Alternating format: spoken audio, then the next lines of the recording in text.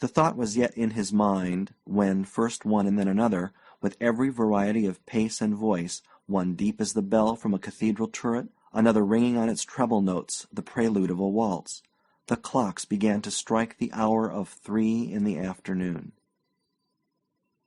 The sudden outbreak of so many tongues in that dumb chamber staggered him.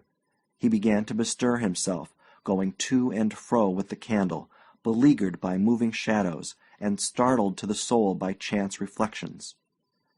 In many rich mirrors, some of home design, some from Venice or Amsterdam, he saw his face repeated and repeated, as it were an army of spies.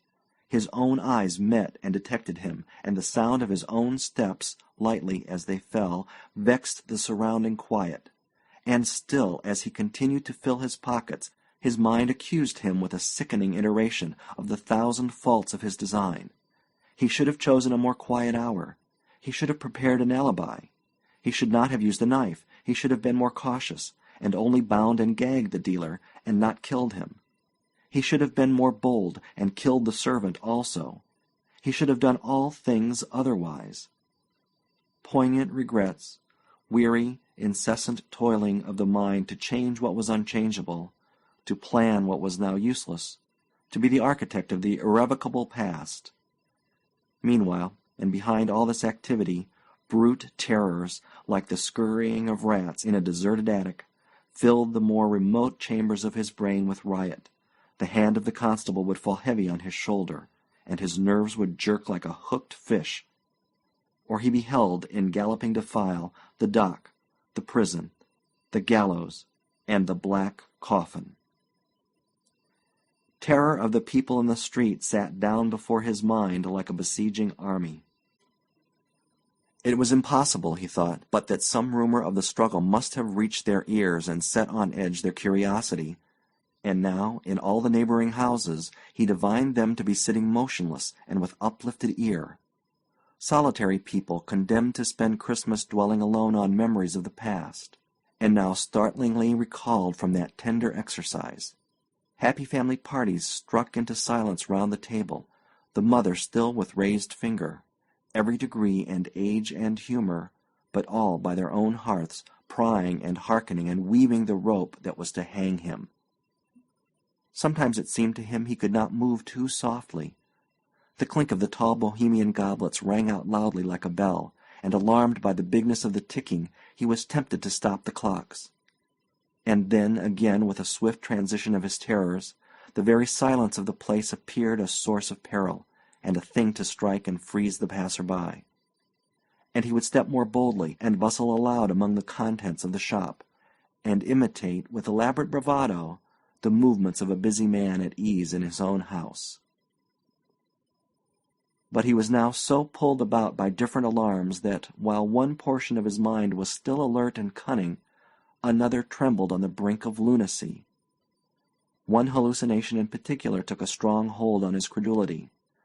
The neighbor hearkening with white face beside his window, the passer-by arrested by a horrible surmise on the pavement. These could at worst suspect. They could not know. Through the brick walls and shuttered windows only sounds could penetrate. But here, within the house, was he alone? He knew he was. He had watched the servant set forth sweethearting, in her poor best, out for the day written in every ribbon and smile. Yes, he was alone, of course, and yet in the bulk of empty house above him he could surely hear a stir of delicate footing. He was surely conscious, inexplicably conscious of some presence. Aye, surely. To every room and corner of the house his imagination followed it. And now it was a faceless thing, and yet had eyes to see with. And again it was a shadow of himself, and yet again behold the image of the dead dealer, re-inspired with cunning and hatred. At times, with a strong effort, he would glance at the open door which still seemed to repel his eyes. The house was tall, the skylight small and dirty, the day blind with fog, and the light that filtered down to the ground story was exceedingly faint, and showed dimly on the threshold of the shop. And yet, in that strip of doubtful brightness, did there not hang a wavering shadow? Suddenly, from the street outside, a very jovial gentleman began to beat with a staff on the shop door. accompanying his blows with shouts and railleries in which the dealer was continually called upon by name. Markheim, smitten into ice, glanced at the dead man. But no, he lay quite still. He was fled away far beyond earshot of these blows and shoutings. He was sunk beneath seas of silence, and his name, which would once have caught his notice above the howling of a storm, had become an empty sound. And presently the jovial gentleman desisted from his knocking, and departed. Here was a broad hint to hurry what remained to be done, to get forth from this accusing neighborhood, to plunge into a bath of London multitudes, and to reach, on the other side of day, that haven of safety and apparent innocence, his bed. One visitor had come, at any moment another might follow and be more obstinate. To have done the deed, and yet not to reap the profit, would be too abhorrent a failure. The money, that was now Markheim's concern, and as a means to that, the keys. He glanced over his shoulder at the open door, where the shadow was still lingering and shivering, and with no conscious repugnance of the mind, yet with a tremor of the belly, he drew near the body of his victim. The human character had quite departed. Like a suit half stuffed with bran, the limbs lay scattered, the trunk doubled on the floor. And yet the thing repelled him. Although so dingy and inconsiderable to the eye, he feared it might have more significance to the touch. He took the body by the shoulders and turned it on its back.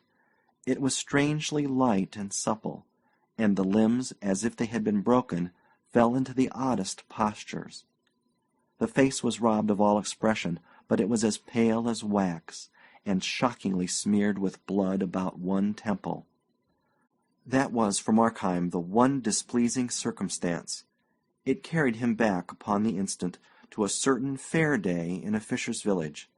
A grey day, a piping wind, a crowd upon the street, the blare of brasses, the booming of drums, the nasal voice of a ballad singer, and a boy going to and fro, buried overhead in the crowd and divided between interest and fear, until, coming out upon the chief place of concourse, he beheld a booth and a great screen with pictures, dismally designed, garishly colored.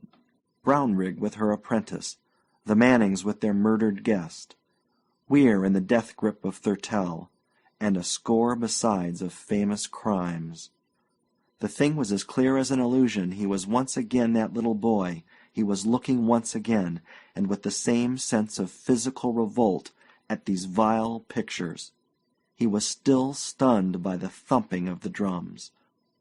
A bar of that day's music returned upon his memory, and at that, for the first time, a qualm came over him, a breath of nausea, a sudden weakness of the joints, which he must instantly resist and conquer. He judged it more prudent to confront than to flee from these considerations, looking the more hardly in the dead face, bending his mind to realize the nature and greatness of his crime. So little a while ago that face had moved with every change of sentiment, that pale mouth had spoken, that body had been all on fire with governable energies. And now, and by his act, that piece of life had been arrested, as the horologist with interjected finger arrests the beating of a clock.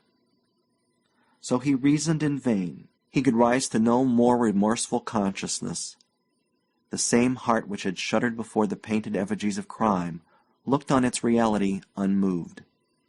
At best he felt a gleam of pity for one who had been endowed in vain with all those faculties that can make the world a garden of enchantment, one who had never lived and who was now dead.